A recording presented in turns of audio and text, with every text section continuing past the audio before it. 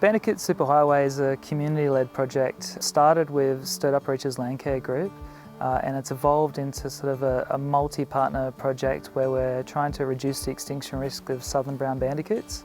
They're pretty cute, furry little animals, browny fur with little goldy flecks in it. They're about the size of a small rabbit. It's got a long tail, it's a rat. It's got a short tail, it's probably a bandicoot. They've got a pointy nose which they use for poking around in the ground, looking for things underground because they eat a lot of things under the ground. A lot of our projects are actually trying to do specific things in specific areas to reduce their extinction risk. Some of those things are like weed control, where weeds are threatening good quality native vegetation, revegetation, where we're trying to expand the area of habitat, look at informed prescribed burn management, so we're doing pre and post monitoring to look at when bandicoots reoccupy burnt vegetation. We're also looking into translocations, so we're trialling to see whether or not we can actually take bandicoots from one area and successfully re-establish them in another. If we can do that, then that could be a means of actually helping reduce their extinction risk. Dan was talking about just how challenging it is to manage habitat, and the people have tried different approaches, including planting seed to see if they can get the native species to grow. They've tried planting, and a lot of that has been done by really dedicated rangers over the years and by volunteers, and so it's the volunteers who keep it going.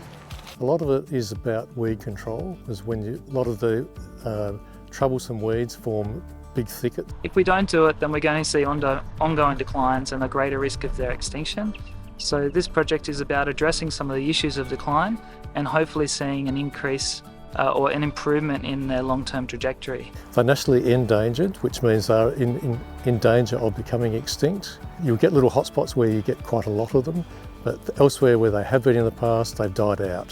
If we don't do anything, they'll continue to decline.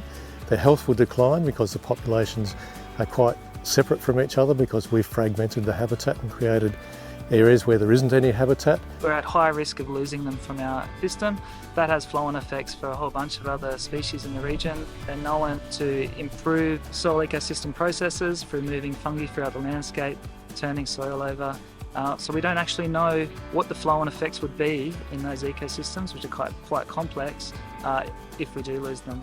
So we have a number of partners in the project. The Foundation for National Parks and Wildlife is funding a large portion of the project, and also recently Stirred Up Reaches Landcare Group were successful in achieving funding from the federal government through the Environmental Restoration Fund. So in total there's about $500,000 in funding for the project. We're working with Nature Conservation Society of South Australia, National Parks and Wildlife Service, Department for Environment, Hills and Fleurieu Landscape Board, Stirred Up Reaches Landcare Group, and then a bunch of other community partners who we're hoping to bring on board and deliver a lot of what we're trying to do. So I'm part of Nature Conservation Society of South Australia. We're a not-for-profit organisation.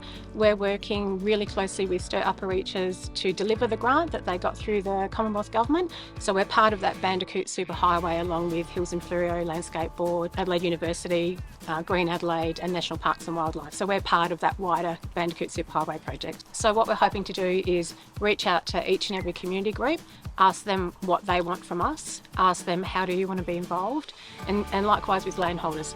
At the moment we're just absolutely in awe of community's enthusiasm. It's been fantastic. So people that attend our workshops will send them a link and then they can tell us if they want to be part of our friends group, if they want to manage their property for bandicoot habitat, if they want to actually activate community themselves, because that's really important to us. If they talk to other people and then they talk to other people, that's that whole mobilisation, and that's what we see as really gold to this project.